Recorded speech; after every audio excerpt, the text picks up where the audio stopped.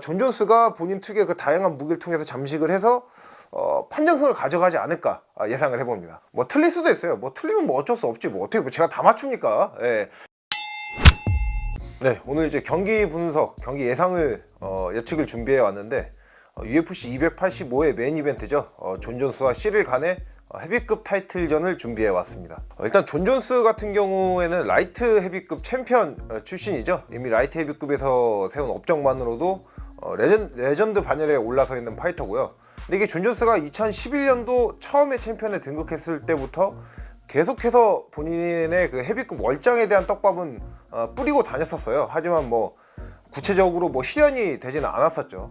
하지만 이제 존 존스가 최근에 헤비급 월장을 선언하고 실제로 훈련하는 모습을 보여주고 그렇게 되면서 특히나 최근에 올해 초에 원래 챔피언이었던 프란시스 은가누가 UFC와 재계약이 그 협상이 결렬이 됐어요. 그러면서 헤비급 타이틀 챔피언 자리가 공석이 되었고, 그 자리를 놓고 이제 시릴 간과 존 존스의 헤비급 타이틀전이 성사가 됐습니다. 일단 존 존스 같은 경우에는 굉장히 뭐 다양한 강점을 가지고 있는 선수죠. 그런데 이제 시릴 간을 상대로 했을 때 존 존스가 어떤 영역에서 뭔가 중요하게 준비를 하고 그 전개가 중요하느냐, 저는 일단 첫 번째로 존 존스가 증량을 한 거잖아요. 라이트 헤비급에서 헤비급으로 월장을 한 건데, 이게 라이트 헤비급에서 헤비급 월장은 단순히 한 체급을 올린 게 아닙니다. 라이트 헤비급 한계 체중은 마이너스 93kg인데 헤비급 한계 체중은 마이너스 120kg죠. 그렇기 때문에 헤비급에서 한계 체중을 꽉 채우고 있는 선수 같은 경우에는 라이트 헤비급 선수보다 뭐 한 두세 체급 더 커 보이기도 합니다. 그리고 또 시리간 같은 경우도 헤비급들의 약간 헤비급으로 불리는 선수거든요. 체격도 좋은데 스피드도 굉장히 좋고 또 힘도 당연히 좋고요. 그러다 보니까 존 존스가 과연 헤비급으로서 확실히 잘 몸이 만들어졌느냐, 이 점이 좀 중요합니다. 이게 뭐 힘도 힘이지만은 무리하게 증량을 해가지고 체격만 불리게 되면은 체력이 떨어지게 되거든요. 근데 이게 존 존스 같은 경우에는 원래도 라이트 헤비급 때 뭐 파워를 겸비해서 화력을 통해서 뭐 KO를 만드는 게 강점이었던 선수는 아니죠. 다양한 무기를 통해서 상대방을 공략하고 장기전으로 끌고 가는 경기 운영이 강점인 선수였어요. 그러다 보니까 라이트 헤비급 역사상 가장 많은 판정 승리, 또 라이트 헤비급 역사상 가장 긴 경기 시간을 가지고 있을 정도로 장기전 경기 운영에 능한 선수인데, 잘못된 증량으로 본인의 그 체력이 경기 후반까지 유지가 안 된다, 이러면은 큰 문제가 될 수 있겠죠. 그리고 존 존스가 라이트 헤비급에서 고전했던 경기들을 꼽자면 대표적으로 알렉산더 구스타프송과의 1차전, 그리고 티아고 산토스와의 경기, 또 가장 최근 마지막 경기죠, 도미닉 레스와의 경기를 들 수가 있는데, 이 세 명이 공통점이 있습니다. 이 세 명 모두 스텝과 스피드가 좋은 타격가 성향의 선수란 말이죠.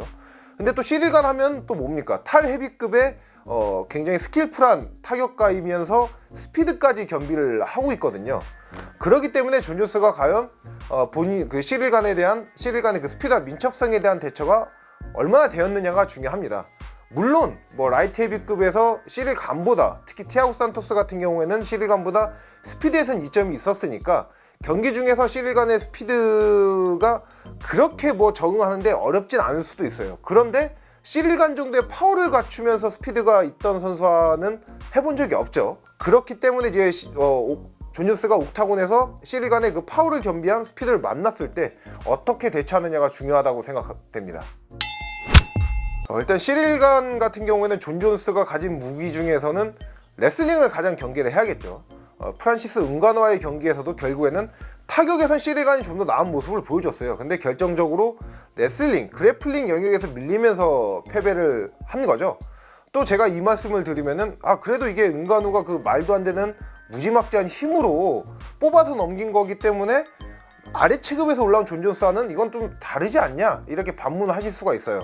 하지만 결국에는 아무리 은가누의 힘이 말도 안 되게 진짜 고릴라 정도의 힘을 갖추고 있다고 하더라도 시릴간이 기술력을 갖추고 있다고 하면은 넘어가진 않았을 거예요.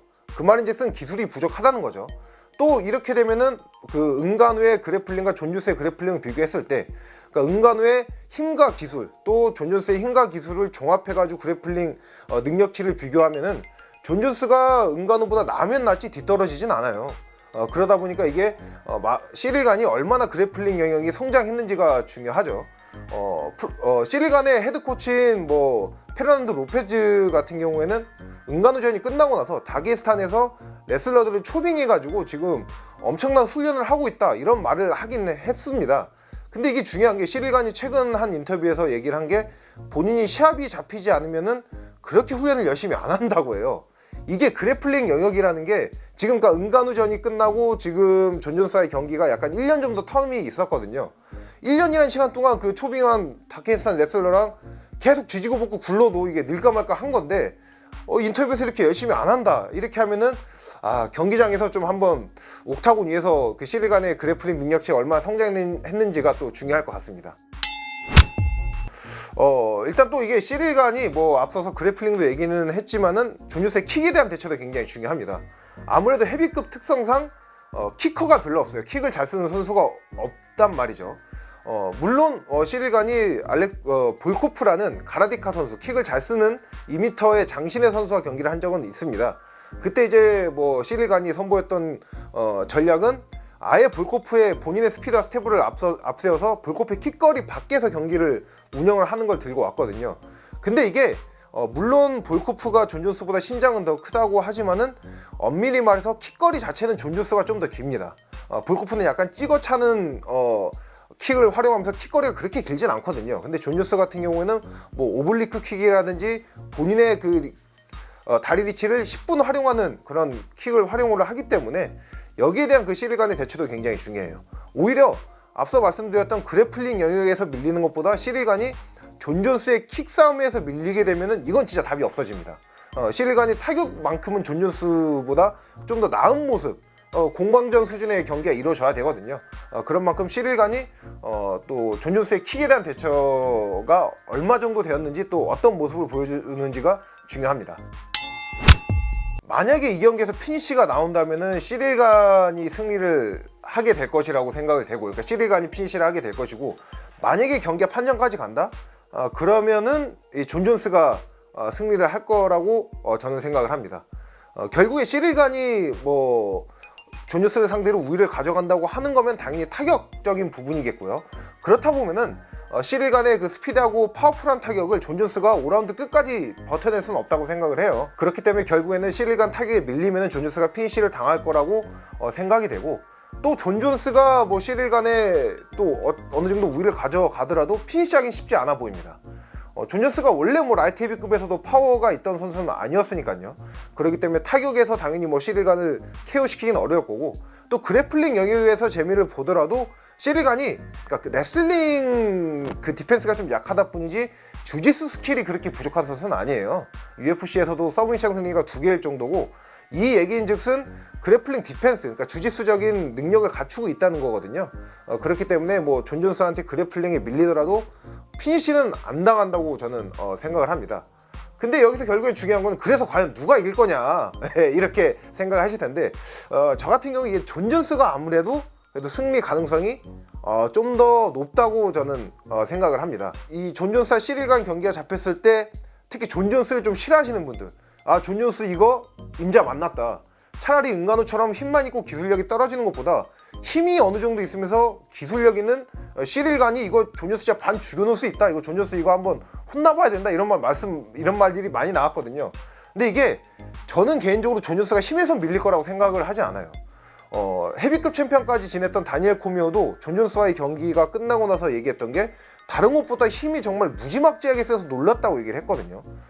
다니엘 코미오가 헤비급에서도 힘에서 밀린 적이 없던 선수예요. 근데 그렇게 얘기할 정도면은 존 존스가 시릴 간을 상대로 힘에선 크게 밀리지 않을 거라고 생각이 되고요.